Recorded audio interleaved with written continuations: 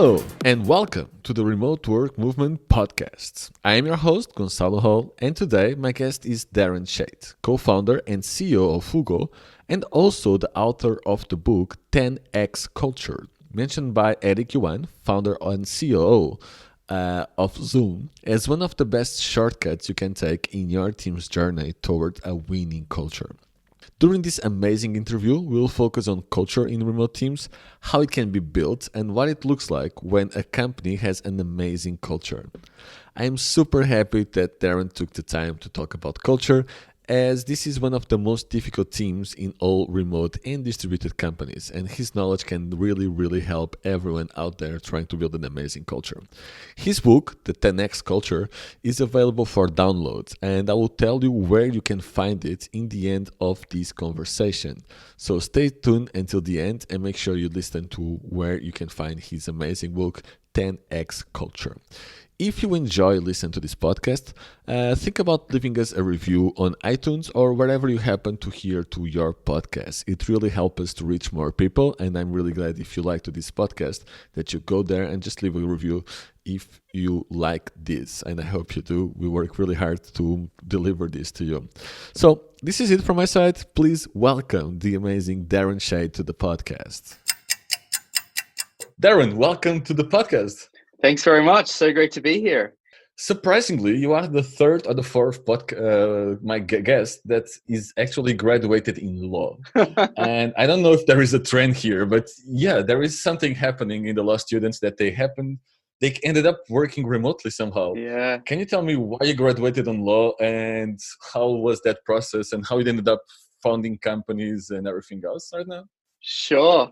Yeah. So I think you're onto something there, and an interesting trend. But my story, I'm Australian originally. You may be able to hear my accent. So I grew up in Sydney, Australia, and all right through high school and college, I've always had that entrepreneurial itch. The idea of building something for others from nothing or not a lot, and creating value while you sleep is something that's really excited me. For me, as a teenager and during college years, that was around a DJ business for parties. We did thousands and thousands of events. Trying to scale that, it's a pretty non-scalable business, as you'd guess. So I always had that itch, and when I finished high school, I wanted to study something and didn't quite know what. And quite a few of my friends were studying law, and I thought it was interesting, and I just enrolled in law school, which we do undergrad straight out of high school in Australia, which is a problem because at 17 or 18, you have no idea what you want to do with the rest of your life. And 1 year turned into 5 years, which is the length of the degree. And I sort of looked back and said, hang on, what am I doing here? I didn't sign up for, well, I guess I did, but this isn't what I was thinking. All meanwhile, on the side, I was trying to build businesses and getting more into tech and experimenting with ideas. And one thing led to another. What happens then, all the big law firms come in and they recruit, and I got a job in a law firm, and I was working in construction area of a really large law firm in Australia, which I really enjoyed, actually. I thought it was a really interesting sort of introduction to business and risk and compliance and collaboration, funnily enough, even though they're not very good at it. And I was just sort of found myself on the train, if you like. 3 years went by. Meanwhile, I was doing other things and thinking about other things, but I was just there, and I literally woke up one morning and thought, what am I doing? This isn't what I wanted to do. I wanted to build something. I care a lot about the way teams work. I'd seen there are a whole lot of ideas and problems that I was inspired by now to fix, which we'll come back to. And I want to be back to building something. So I left the firm, and a close friend of mine who I'd done some work with, non-profit and some other organizations outside, who I kept in touch with. Obviously, we spoke regularly. He was working in San Francisco in product. And there was one very common pain point we shared, me as a corporate lawyer in Australia and him as a product manager in San Francisco.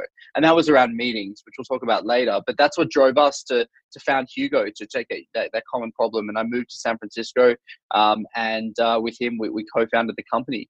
So a bit of a real sort of, shift from law. I have always this question, because for me, law is not a very entrepreneurial career at all. Although Hans from Safe to Win disagreed, but what is your opinion? Can law somehow be a door to entrepreneurship? Because again, you are the fourth lawyer in this podcast, and all of them are entrepreneurs. And actually, Hans from Safety Wing is also the COO from the company.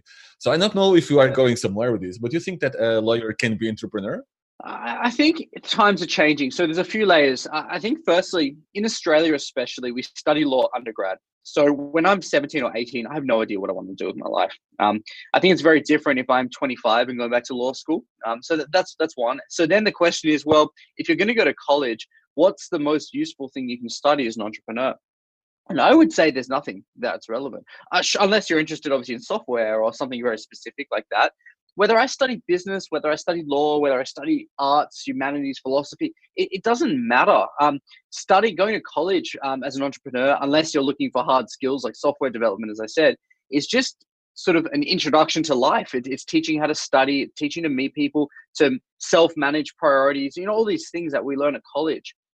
Law, for me, is just that business degree. I just saw it as like, great, spend a few years just learning how to think and how to work and things like that. The benefit of working in law, though, I think are two. As far as for an entrepreneur, there's two things I've gained. One is the work ethic. I worked unbelievably hard. So hours wise, 6 days a week, 7 days a week, 18 hours a day. It's just given. It's like investment banking. It just comes with the territory. And what's most frustrating is a lot of the time you're working on things that don't matter. Deadlines that have been created arbitrarily, bits of work that don't create value, just because you have to for risk or things like that. So taking the work ethic of being willing to work those hours on something that really isn't that important translates so well when you're building a business, because I've still got that sort of horsepower, happy to work that hard, but now I'm working on things that do matter. If something doesn't matter, I don't do it. Yeah. So I think that's the thing. And then there's also just the general day-to-day skills. It is helpful sometimes, there's always that, as founders, there's always that legal element, when you go through fundraising processes or hiring, and that's nice to have, but really not that important. You've always got great advisors. I think that's very, very smart that all the companies have a good lawyer in the founding team, because you will need it sooner or later. Yeah. You mentioned a very interesting thing that I totally agree with you, which is at 18, nobody knows what they want to do. I was the same until I was 25. I had no idea what I wanted to do. So if you look back at 18, would you change something in your decision making? For example, I heard a lot about the gap year. It's not normal in Portugal. We have now an association promoting it. Looking back, would you like to, for example, advise your kids in the future to do a gap year, to go straight to university? What are your thoughts about that? I think that a lot. I didn't take a gap year. Most of my peers did. In Australia, it's very, very common now. Like more than 60% will take a gap year after high school. It's amazingly common. And the thing about college in Australia is it's all like subsidized. So it's a few $1,000s a year only, not the hundreds of thousands like you have in the US. So you don't often have the need to work, or you can actually afford to take a gap year and then go straight to college. Savings and those sorts of things are less of a problem. I think not knowing what to do, it's funny. It's exactly the same as the challenge we have in our business every day. We get faced with these questions, these challenges, and most of the time we don't know what to do. The biggest mistake we make and have made is not making the wrong decision. It's doing nothing. So what I would be telling my kids is go to college, do something, it's questionable whether the gap year matters or not. But if you don't know what you want to do, choose what you think you want to do and fix it later, because the cost of indecision is so much greater than making the wrong decision. And in the end, we all know, unless I'm going to be a surgeon or an architect or something very vocational, it doesn't matter. If I look where you and I are today, we came from completely different paths and we're in a very similar spot. Just because I studied law, it doesn't really matter. So that's my view, I think. Yes, yeah, I also, there are a lot of times the countries matter a lot, right? For example, in Australia, it's common to have a gap year. In here, not that much. In Portugal, not common at all. There is a lot of pressure from our parents to go straight to university. So it doesn't even cross to our minds to do a gap year, because it's like you are lazy, you don't want to do nothing. Yeah. There is no learning curve there. So what you think is, how you think, I think it's very smart. Like, test it. Exactly what we do in companies, right? Go there, test it. If you don't like it, test something else. We will find something. So I love your approach. I was going to say, the other thing about that, I think, is that when we're now dealing with the first generation of of kids. I'm only 32, but first generation of kids who are seeing the end state of this boom in tech and entrepreneurship and building great companies, where it seems so within reach. We've obviously had great business success for a long time, but now that Mark Zuckerberg persona or whoever it is seems like something they can do. He didn't finish college. He also grew up in a similar place. He built something in his dorm room, and now he's a crazy billionaire. What do I need to do to become the next Mark Zuckerberg? And previously, when you finished high school or when your parents were giving you career advice, it was, how do I become that lawyer or doctor or banker or whatever it may be? And it was very clear. There was a path, right? If you want to become a lawyer, you go to law school. You become a doctor, you go to med school, etc. So the question is, and I think that's what we're hearing a lot when I speak to friends with kids or kids themselves, and not even kids, right? They're already a few years younger than us in many cases, is how do I become an entrepreneur? How do I become a tech founder? Because there's no college degree for that. There's no path and career plan for that. And I think it's the same thing. The answer is there's no way to do that. Just do something, but make decisions aggressively and fast. Keep that passion and you'll figure it out. Whether it's via law school or whether it's via an internship for a year instead of go to college unpaid, where you learn about robotics or whatever may interest you. I really want to talk more about this, but I'll just ask you one more question about this. So universities and school in general are not teaching the skills that we need right now. I think that's common sense. What 2 or 3 skills do you think that schools should be teaching that are not teaching to our kids? Yeah, and look, I think they are increasingly. They talk a lot about STEM here: science, technology, and engineering, mathematics.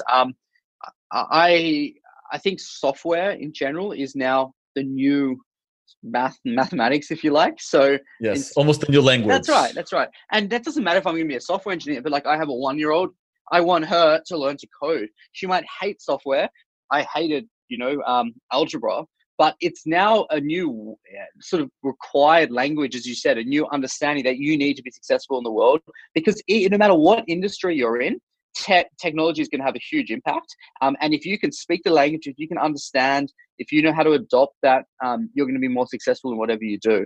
So I think a bigger focus on those skills, on software engineering and those technical skills, puts everyone in good stead. It should no longer be treated as a single discipline.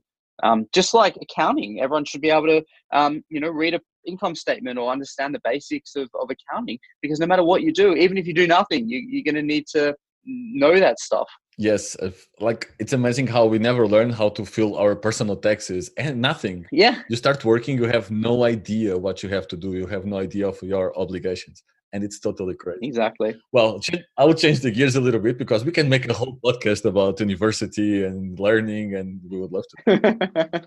I have to think about that. But I would like to speak a little bit more about Hugo, your company.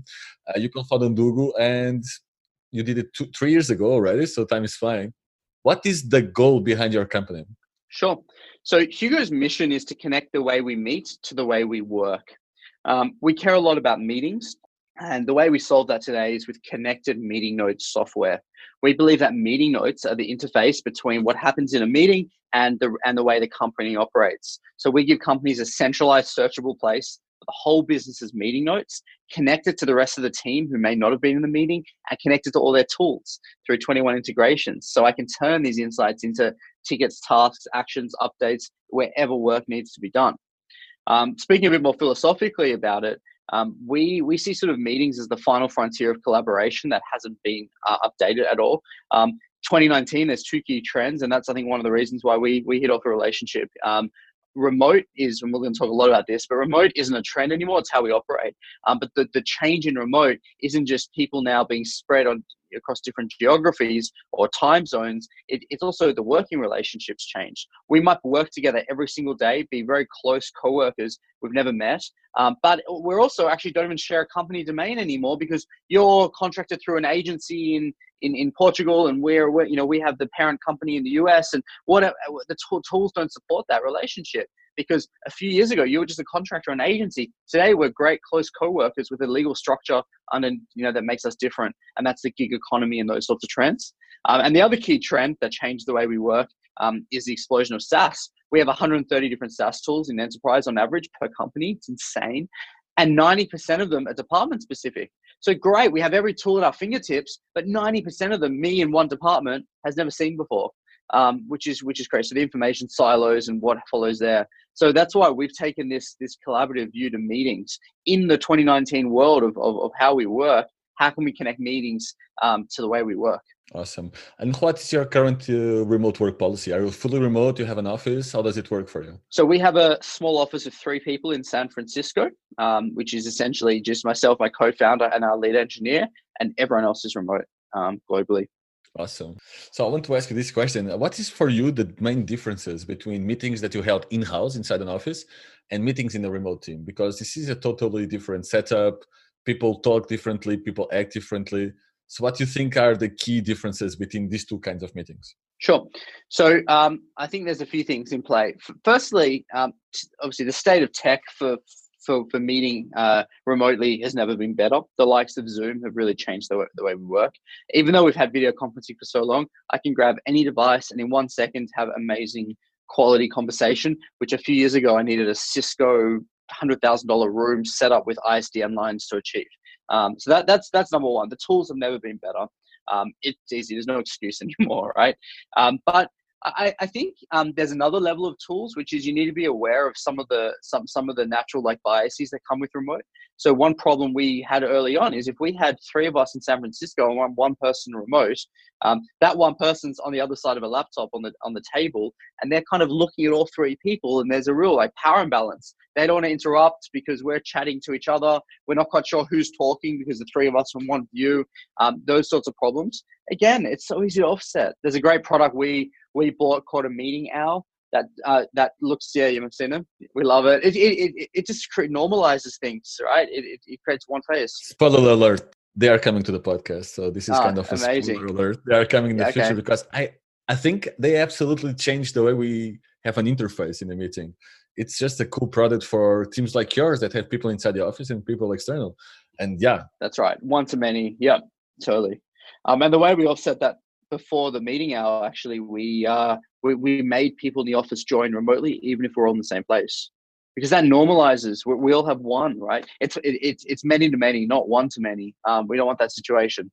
So that's a mixture of those 2 strategies makes it a lot easier. And the final thing I'll say about remote meetings is we talk a lot about bandwidth, and now bandwidth, not in a nerdy sense of like packets, transmitting, bandwidth in terms of how we communicate. Back in the day in doing business, if I wanted to do a deal with you, I'd have to get on a plane and fly around the world and shake your hand, right? Now, if I want to do a deal with you, I'll send you an emoji via WhatsApp, right? Like that is like the lowest bandwidth. Like you can't see the tone. We can't build rapport. We can't get to know each other. All you've seen is a few words and a thumbs up or something like that. A really low bandwidth. So we as a company optimize communication as far as high bandwidth as we can. And that doesn't mean more meetings. In fact, we internally talk about really reducing our number of meetings. It means instead of dropping a message and being like, hey, can we catch up? Can we schedule some time? I'll just send you a video recording. If I have an idea in the middle of the night I want to share with you, I'll just record like, hey, what do you think about this? Check this out. Let me know what you think and send me a video back. So we can actually communicate as humans, even though we're on the other end of the world. Yeah, we are going now. I see more and more companies and more even startups developing these video tools. So we can just like Loom, for example, is a great tool that I advise to a lot of companies, and we can do just that. And that's really, really cool. In Portugal, in specific, I speak a lot about my country because we have a lot of problems around here. One of the problems is that we have way too many meetings for way too long. So sometimes we have meetings for 2 hours in this country. And I want to ask you, for everyone's good health here, what is for you a good meeting in the remote team? How do you prepare? Do you have any specific rules before the meeting that you have to make sure they happen even before you schedule that meeting? Yep, we have lots of rules. We actually wrote about this idea of the 10% meeting week, the 4-hour meeting week. So we don't allow anyone in the team, other than the CEO, because of one-on-ones and things like that, to have more than 4 hours a week of internal meetings. That's nothing, right? 4 hours a week, internal meetings. Yes, that's a day. That's a day. Exactly. And here's why. I think there's a few things. So firstly, the cost of a meeting is always misunderstood. We know that if I want a few people in the room, forget trying to work out 1 hour of how much they pay and all that stuff. And, there's all these crazy calculators out there to show you how many thousands of dollars you spend. By the way, as a lawyer, when we used to bill our time, I would walk out of a meeting and see on the bill that that meeting just cost $6,000 and was a waste of time. So I care a lot about that. But the thing about meetings, hours cost aside, is the cost on everyone else who's stopping what they're doing, is preparing before, is switching tasks, going there, coming out, switching out. You are writing off a huge amount of productivity by requiring everyone to meet. And then if we go more fundamentally, like what's the purpose of a meeting? We think this is wrong. The definition of meeting is fundamentally wrong in business. We see the purpose of a meeting as a forum to discuss, debate, generate ideas, and make decisions. Now, if you go and look at what happens in meetings, that is such a small part. The rest of it is updates, sharing. Now, like these other processes that meetings are not designed for. And especially worse in 2019, we have so many tools to share, to update, to get everyone in sync. So, they often talk about, should this meeting have been an email and all those funny memes? Should this meeting have been a Slack message?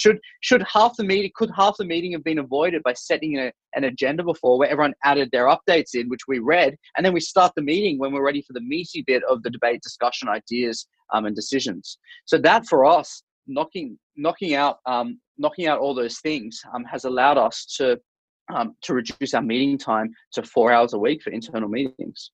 Wow. So basically setting up an agenda, make sure that you go straight to the point and there is action of items when you leave the meeting, right?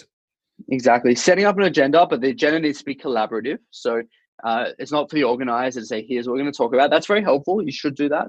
But sharing it around and getting everyone to add to it means that a lot of the updates and things, parts of the meeting which don't need to be discussed, fall into the agenda. It also means everyone's bought in. They're in the meeting, know what's going to happen, and they've added their opinion and their 2 cents. So they're excited and happy and ready to be engaged in the meeting. And then actions, our view on actions is, of course, they're really important. You've just cost the company this fortune, had this great discussion, great debate. You know what needs to happen. If you don't manage actions, all of that is multiplied by 0.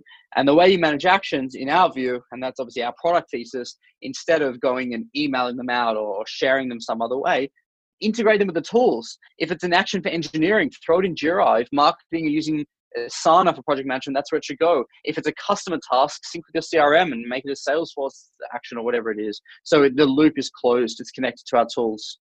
So you launched the book 10x Culture, and this is very connected with meetings because meetings can actually disrupt culture for very easily. Why is the focus on culture so important right now in 2020 for the companies? Interesting question. So culture is definitely a buzzword. I have lots of views about the word culture. The other day I was at a conference and someone was holding our book and said, "This is great. I can't wait to read this. We're about to redo our culture." And I looked at them and I'm like, it's not like painting your living room. You can't roll out a new culture. Culture is a function of the personalities, the practices, the behaviors, the way your company operates already. You already have a culture. If you want to change your culture, you don't start with the culture. You start with what you do every day, and then your culture will change.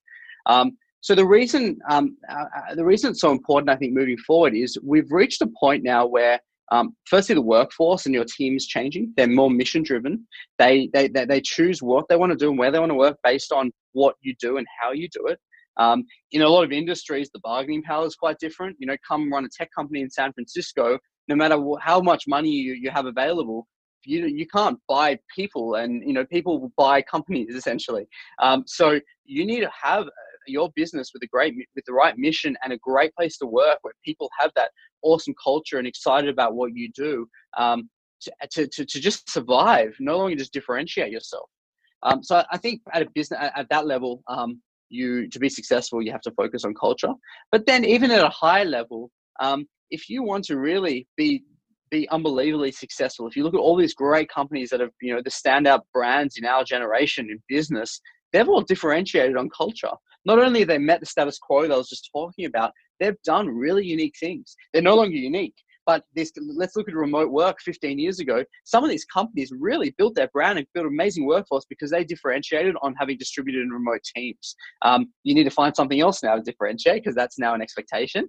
But that's why it's sort of required at one level, and then it's an opportunity at another level, and that's why you need to think about culture in 2020.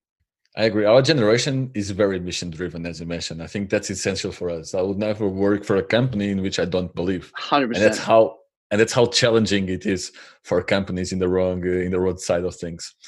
I wonder for you, is culture in remote teams like yours more important than inside a company that's already inside an office? Why is it different if it is, in your opinion? Yeah, so culture itself isn't more important, but you need to work harder on it. There's a lot that happens being in the same place. You remember in old business, they used to talk about water cooler conversation, the stuff you overhear and the small talk. There is no small talk. There's no relationship building. There is no non-purposeful conversation on the face of it when you're remote. Every time we talk, we have to have intent. I don't bump you in the hallway or spill my coffee on your shirt and have a chat. So one, you have to be more purposeful about building remote culture when your team's remote. And we've spoken about this a bit before, where going remote can be easy from the outside, but doing it effectively is unbelievably difficult, because from the outside it just looks like all I need is a Zoom account and a few laptops and off we go. No, not at all. That's you're doomed to fail with that approach. So I think it's not that culture's harder, but you have to work harder on culture, because being remote amplifies the culture, positive or negative. If your culture's not great and not ideal, it's going to be even worse. A little bit off the target, it's going to head that way. Yes. If your culture's fantastic, you have the potential to build an unbelievable company with a remote culture. And we spoke about some examples of that earlier. Yeah, definitely. And we see a lot of really amazing cultures right now in remote teams. I can think about GitLab, for example. They are super connected. I can think about Zapier and Buffer. And they just created amazing cultures for them. And I love what they are doing. So yeah, culture is even more important. So going a little bit back in the starting days of Hugo, what were some of the struggles that you faced in the first years as a remote team?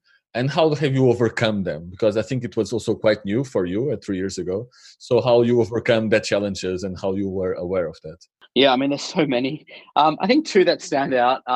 One is, coming from a corporate world, is meant that I always saw the role of management and the way teams work as very top-down and hierarchical. So I looked to my seniors, to my bosses, to have the problems and the solutions. So when I found myself in that role as a founder of a team, and a remote team for that matter, I put the weight on myself and my co-founder, by the way, both equally here, to have to deal with that ourselves. So when we found out something or we came across a challenge, we tried to quickly solve this and try and find solutions, and then go to the team and say, guys, don't worry, here's what we're going to do, like, follow us. That's completely the wrong way to manage a team. And that applies more generally to teams, but it's amplified with remote, because you've spent all this time building this great team full of great people, people who, are smarter than you, who have different ideas, or even if, you're all the same skills and whatever else, different perspectives. There's diversity of perspective. Why, when you're actually solving some of the more difficult problems in business, would you go and not rely on all those brains? Why are we trying to limit these solutions to my brain and my co-founder's brain? And that took a long time for us to understand, even though it sounds perfectly fine, normal on the face of it. So that's that changed as soon as we sort of and there's a lot of talk of this in as an idea meritocracy in Ray Dalio's book. As soon as we sort of said the best idea can come from anywhere, it's based on merit, not based on tenure, title, all those sorts of things. The way the quality and pace of our decisions increased. And the second is around the nature of sharing. So one of the challenges we had practically was my co-founder and I spent a lot of our days out of the office, talking to customers, partners, investors. We learned so much about the business, the world, the industry, our product. And then we would have this need to go and try and share that, to go and download that for everyone else and write summaries and notes and things like that, which weren't consumed. And then the divide naturally forms because we have different inputs. The team are trying to be helpful, but they just don't understand. They weren't in the meeting. And we're trying to get them to work and solve these problems without direction, because we need to go on to the next meeting. And that's actually part of the origin of Hugo, to be honest. It was a Slack app hack for us, where with my calendar would ping me and say, hey, you guys are meeting. What happened? I'd reply with a few notes. It would take those notes, it would share it out to the team, to relevant Slack channels. It would save it in one place to find later. And then later it would create Trello cards with any actions. And literally overnight would come back. And I say come back as in, finish the meeting for the day because everyone's remote in different time zones. And the team were already working on new ideas, on solutions. They were actioning these takeaways. I hadn't even told them what happened yet. And that's part of the origin story for Hugo. But I think the share widely, the transparent culture associated with a lot of the companies you just mentioned, there's a great example of why they've been so successful. Yeah, I absolutely love your book. And in your book, you actually speak about managing versus coaching and how managing is so different from coaching. Do you want to elaborate a little bit on that? Why is managing so different from coaching and what you understand from both of them? Yeah, I see it the difference. I see it as the difference between directing and supporting. It's the first. It relates to the first point I made. The sort of old-fashioned way of thinking is that you hire reports who are executing your job or part of your job because you don't have the bandwidth. It's actually inverted now. I'm hiring people who can do a better job at things that I can do or can't do to help us grow and be successful together. And my job is to enable them to do that. I'm working for them. So like when I onboard people, the word enable comes up so many times where it's sort of like, this is what I want you to do. Don't get me wrong. We hired you for a reason to achieve these objectives, but you know better than us as to how that's done. We're not going to prescribe that. Here's some ideas and things I like and whatever else. What can I do to support? What can I do to enable you to be successful? And that's the coaching mentality. Awesome. So basically, it's giving almost ownership to the people because you are hiring experts in something that hopefully you are not an expert to make your company better. So you actually want to give them the ownership and trust in their opinions. And you speak about that in the book to actually make the decisions and make notes why they took the decision. And so then you can actually see, okay, this person took the decision because they had this information. Let's see if that was a good decision or not. Let's see the outputs. And that is an amazing thought. I think your book is very well elaborated on actually how to manage the whole part of meetings or whole culture. So my next question is exactly that. We talked a lot about different great companies with an amazing culture.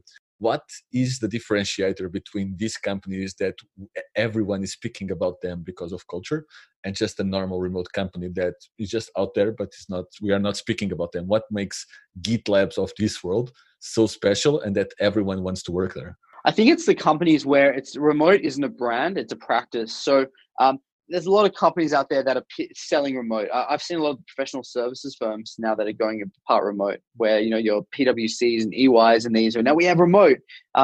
Now it's very difficult for them to do. It's obviously very ingrained in their culture. They've generations of working a different way, but they're putting a lot of time and money into being remote. The companies that win, the one we want to work to, aren't the ones that are building the PR story first. They're changing practices first. They're implementing these day-to-day processes. They're implementing the technology. They're practicing what they preach. They're improving on it every day, making things work. Then when they look back and realize that actually we're very good at this, when we go and ask our employees why they stay here, when we go ask our hires why they want to work here, they all say remote, your remote culture is unbelievable. That's when they create the PR campaign about us being remote centric. So the innovation by press release approach to remote is just noise in my view. That's what differentiates great remote companies versus companies that are talking a lot about being great remote companies. I couldn't agree more. And actually, one thing that I noticed in all the remote companies or in the good ones that we are talking about is that all of them share information like you did with this book. You are basically sharing a lot of information that you could just keep for yourself and profit with them for yourself, having an amazing culture internally. But you and all these companies we talked before decide to actively and very strongly share everything they know about working remotely, about culture, about how to set up systems, how they reward employees. Why do you think that this is not a secret? Why are not companies keeping this amazing secret for themselves and they are sharing with everyone on how to do it? It's a good question. It's because it's not the way I think about that is, firstly, it's consistent with the way the companies operate. It's the same reason why, if you look in those companies, the CEO is sharing information about financials or about best practices and things with the rest of the team, which isn't happening in non-remote companies. It's in our DNA to operate transparently and collaboratively, whether that be within the company or more widely. We default to share, or we turn off sharing. We don't share by by exception, if there's some reason to do that. The normal position is obviously this is for us. When should we share? So I think it's just consistent with the perspective and the culture of these sorts of companies. I also think it's a new way of doing things. It's not secret sauce. The fact that we have a shared decision log that you mentioned, these aren't, it's not proprietary practices that mean we're going to fail or succeed. It's just the new operating system for business. So talking about that isn't, by the time you talk about it, it's not differentiated. If it works, everyone should adopt it. But it's not competitive in the sense of you can steal our product or idea. We're trying to contribute back to this ecosystem for this is how companies should be operating in 2019. Copy us if you want, great. If you want to be successful, you're going to have to differentiate on top of that, because doing the play, following the playbook isn't going to be enough. But we sort of understand that we all benefit if the world moves faster towards remote in this way. I totally agree. And it's amazing how, I just love the great content that these companies are sharing. I work with different companies, and culture is becoming a very strong issue in a lot of them that just went remote. And we were talking about this before. So they went remote. There is no structure. People are working from home. They are feeling that the culture is dying or going in the wrong direction somehow. And you co-wrote with your team a great book about culture. So I'm wondering, to these companies that have 5 to 10 people, they just went remote, but they are not doing it properly. Do you have any 2-3 advices that, like, I don't want you to tell the whole book, but the first 3 big things that they should get right away in order to don't screw up everything, basically? Totally. So I think the first thing is the bandwidth point that we spoke about a bit earlier. You need to be realizing that there is a disadvantage is the wrong word. There is a reality when you're not in the same room, which is a lot doesn't transmit. I spoke about the emoji versus the video. You need to exaggerate and move up that bandwidth chain as much as you can, as often as you can. We don't do Zoom calls without video. Number one, not because I need to see your cat climbing over your keyboard or wherever you are, or who's drinking coffee behind you, but that's because we're humans and we want to communicate that way. So we always favor higher bandwidth. So that's number one. I think you should. Very easy to fix, right? Zoom's $29 a month per user. It's free below 40 minutes, no excuse. Loom is free as well, no excuse. The second thing is, you touched on it, the shared decision log.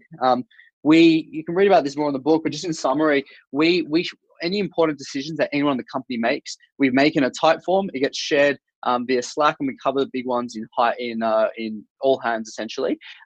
So everyone knows what we're all deciding. Now, not because I really care that the engineering team chose this language over that language, or that I'm holding them accountable if they're wrong, but it creates shared consciousness. I get to know how others in the business think. I get to think subconsciously, hey, this is what Chris would say in this situation. I don't think Josh would agree, because why? And the way you do that is by making decisions together and understanding the way all of us thinks. So the decision log is one way for us to achieve shared consciousness, but the objective is absolutely shared consciousness. I think that's definitely the answer there. I absolutely love your decision log, to be honest. I was reading that last week, and I was like, wow, this makes so much sense. Like, people can actually take ownership of their decisions. They can record them, and people can just view it. And instead of judging, because we judge if something goes wrong, we judge, oh, he took a bad decision. We can actually go back, see his framework when he took the decision can be totally different. What information did he have back in the time?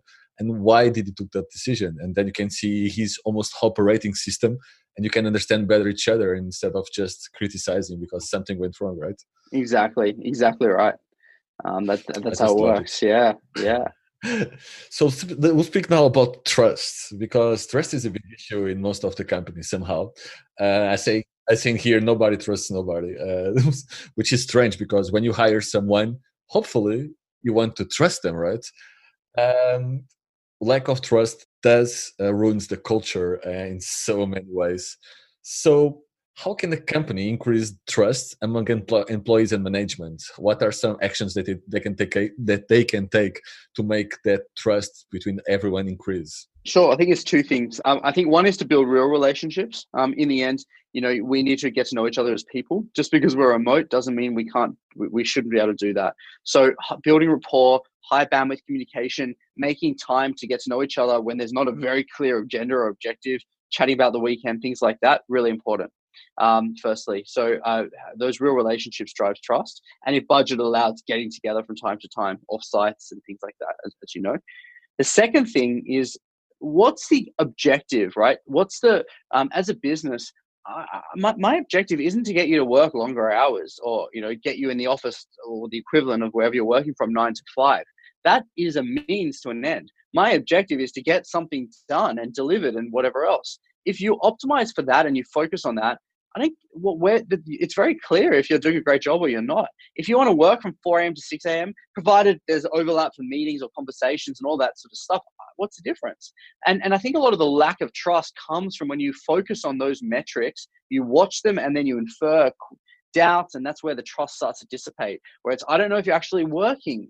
I don't know if you're, if you're doing a great job, and if you're engaged and focused. And it's very clear if we align on the end state, the outcome, what we care about. And that was a real shift for me, coming from a corporate world in particular, to worry about what matters, because then there's trust. If you say you're going to do something and you do it and it's great, we trust each other. I don't care if you weren't at your desk at 4:30 p.m. Do you guys schedule some time to be together? Because you are remote, you have team retreats. How does that work for you inside the company? Yeah. So we do sort of informal flights every quarter. People are flying to spend time up to 3 weeks in other places with each other. We do team retreats. We do twice a year do a team retreat.